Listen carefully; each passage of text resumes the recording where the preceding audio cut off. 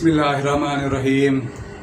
آج میں تمام افراد کو ایک خاص وظیفہ بتا رہا ہوں۔ یہ ان خواتین اور ان بچیوں کے لیے ہے جن کا رشتہ نہیں آتا، شادی نہیں ہوتی اور شادی کے انتظار میں بیٹھے ہوئے ہیں۔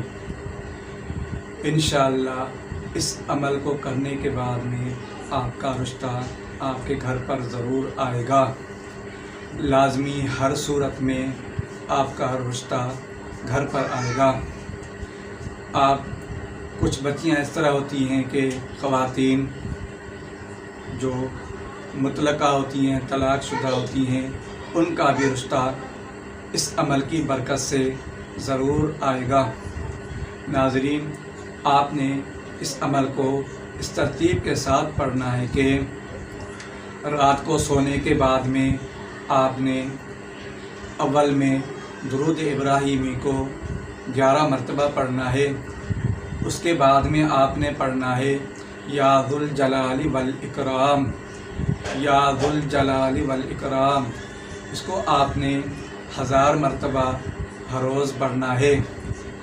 جب تک آپ کا رشتہ نہیں آتا تو آپ اس عمل کو جاری رکھیں، اور آخر میں آپ نے درود ابراہیمی کو 11 مرتبہ پڑھنا ہے۔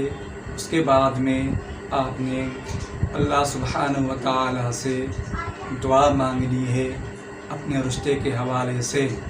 انشاءاللہ چند دن آپ یہ کریں گے تو رشتہ آپ کا آنا شروع ہو جائے گا۔